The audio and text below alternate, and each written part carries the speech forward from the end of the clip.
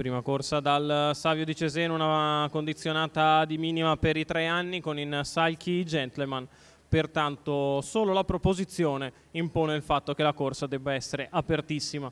1 Calice LL, 2 Countdown C, 3 Crudelia Griff, 4 Clipper Gums, 5 Caio Largo Pax, 6 Capuzzi, in seconda fila 7 Cleopatra Jet, 8 Cima delle Selve, 9 Corsaro di Mare, 10 Cia Cia Cia Sì.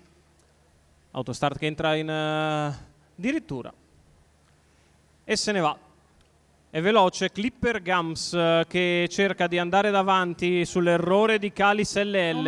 Al largo Caio Largo Pax che si sistema in seconda posizione lungo i birilli a precedere Cleopatra Jet mentre galoppa anche Caio Largo Pax, così avanza subito dall'esterno Capuzzi che va a puntare in avanti su Clipper Gums che si difende al comando. Capuzzi insiste al largo.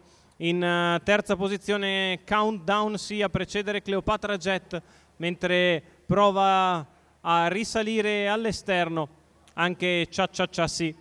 Primi 400 passati in 33 da Clipper Gums con a destra Capuzzi.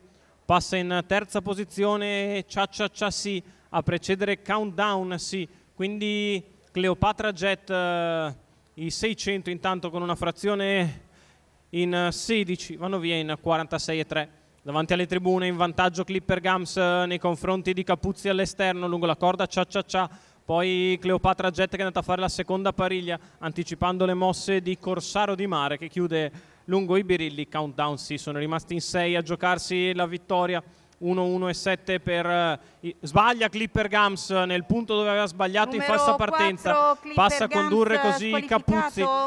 Allo scoperto c'è Cleopatra Jet lungo la corda Cia Cia Cia sì, il chilometro è andato via in 1:17,8, passa all'attacco Cleopatra Jet che cerca di andare su Capuzzi, si trascina Corsaro di Mare a 450 dalla conclusione. Cleopatra Jet ha messo 3/4 davanti all'avversario e scende prima della curva. Cleopatra in vantaggio, 300 metri da trottare in confronti di Capuzzi che è stanco, passa così secondo Corsaro di Mare a precedere ancora Cia Cia Cia sì e Countdown sì, galoppa Capuzzi gli ultimi 200 metri, quelli della curva passati in 15,5, in vantaggio Cleopatra Jet. Corsaro di Mare che cerca di arrivare, poi Cia Cia Cia sì è in vantaggio Cleopatra che guadagna terreno nei confronti di Corsaro di Mare, si accuccia però un pochettino nei 50 finali, la tiene su di giri Matteo Zaccherini e Cleopatra Jet porta a casa successo nei confronti di Corsaro di Mare, Cia Cia Cia sì e Countdown sì.